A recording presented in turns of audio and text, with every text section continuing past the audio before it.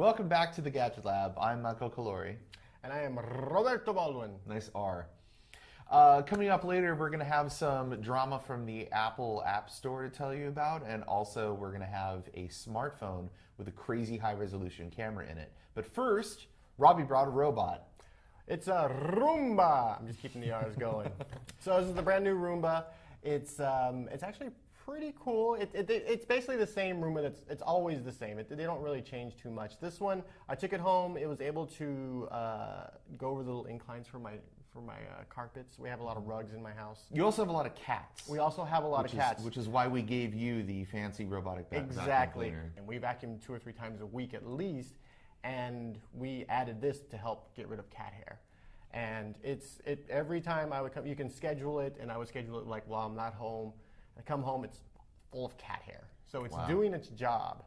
And it comes with these little, it's a lighthouse, and it'll keep it out of a room. So you can switch it from lighthouse to or a wall. And if you put on lighthouse, it'll stay in a particular room. So if you have a particular room that gets kind of dirty, you want to make sure Roomba cleans that room, turn that puppy on. If you want to stay out of another room, just flick a switch, and it'll stay out of the bathroom or the bedroom or wherever you keep all your expensive vases. So you've had a few of these before. You've had one of these before. And how does this one rate against the older Roomba products? I think it cleans better, and so if it's vacuum cleaner, that's what a vacuum cleaner is supposed to do. It's supposed to suck all the dirt up. So it actually sucks up more dirt than our previous versions that we had, and it seems to be able to climb up like steeper little not inclines, but steps. It's very cool. And if you lift up this little piece here, there's a serial port in there. Yeah, so once you have a Roomba and you get sick of it or it's not working anymore, there's a little serial port. You can mod them. There's a whole community online. You can mod them, make battle bots or whatever, and it's good to go. And you can just So what's the model number on this? This is the 790. It's pricey, but it's pricey because it comes with 3 of these. It has a remote that you can schedule. You can actually run it with this remote. You can run it around the house, chase your pets. And it comes with a bunch of different brushes and everything. I'm dying of suspense. What's pricey? $700. $700. For a robot to do all of your housework for you. Well, at least one of them. So it's really, really pricey. It's probably out of my price range. Well, you can read Robbie's full review on Wired.com's product reviews section sometime within the next coming weeks whenever Robbie gets around to filing. Thanks for coming on the show. Thanks.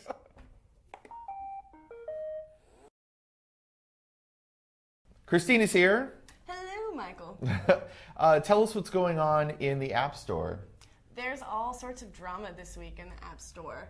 First up, a whole bunch of apps that released updates earlier this week, starting about late Tuesday evening. If you downloaded the update, the app would just immediately crash. So all of these people are downloading apps like Angry Birds Space, Instapaper, Goodreader, and it just crashes as soon as you try to open it over and over again, even if you delete it. Turns out it's related to a DRM issue with the App Store. It's because it's mostly just affecting apps that are downloaded from like the App Store, like on the iPad or on the iPhone, not so much from iTunes. I see. So it's Apple's fault. Yes. Have they said anything? Bad code. They are working on the fix. They haven't officially fixed it yet, but it seems to be less of a problem than it was earlier this week.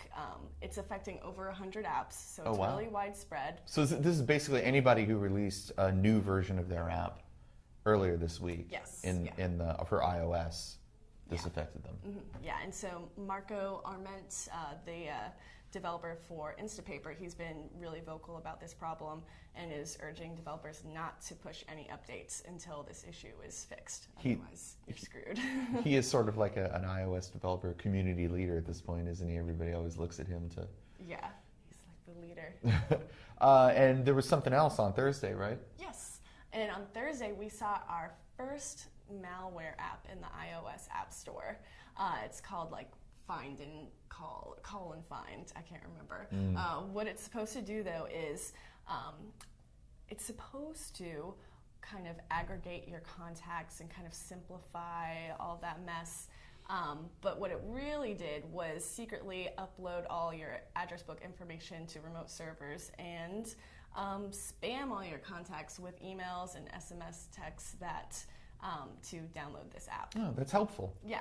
I'm going to go download it right now. Yeah. Luckily, it's not in either the iOS App Store or in Google Play, so I'm out of luck. You can't spam your friends. So the malware issue's been resolved, yes. But the iOS crashy apps issue, that's an ongoing thing, right? Still ongoing. So maybe you'll have an update for us next week? Yes, hopefully so. Okay, we look forward to that. All right, Alexander's here. Hello. What do you have there? I have a Nokia 808 Pureview smartphone. So what is that big protrusion on the back? It looks like a camera. Yes, it is a camera. It's a 41 megapixel camera. Now that is extraordinarily high resolution. Yeah, it's very, very high resolution, but it uses this thing called Pureview technology. So it's not really about the megapixels. It's about crunching like 7 megapixels into a 1 megapixel area. So you can't actually take a photo you take does not have 41 million pixels. A photo you take can have anywhere between 2 to 38 megapixels, but usually the sweet spot is 8 megapixels. The photos look really nice. They don't have much noise and they're really clear, and it's pretty much the best camera phone currently available. But as a phone, it sucks. Really? It's really bad. What operating system does it run? Symbian. Oh, the Symbian. dead operating system. So, in a word, what is your experience with Symbian like then on this phone? Extremely frustrating. Okay, that's 2 words, but I think we get it. Frustrating. So, using it as a camera, it's pretty awesome. But what about checking your email or surfing the web? No, yeah, I couldn't even get my email set up on this. It was having problems connecting with Gmail, and surfing the web. It's okay. It's okay. It's very outdated though. Like if this camera was on a phone with Windows Phone, then it would be a good smartphone. Okay. With a great camera. But it's saddled by the software. Right. And you can only get it for $6.99 in the United States. It's going to start shipping on July 9th on Amazon. But so it's unlocked. It's unlocked for AT&T and T-Mobile, but it's just really expensive. So may as well just spend that money on a camera. Yeah. Well, you could read Alexander's full review of the 808 Pureview from Nokia on Wired.com. Yes. Coming up shortly within the next week or so. And speaking of next week, we'll be back next week with more awesome stuff from the Gadget Lab. Bye-bye. Thank you.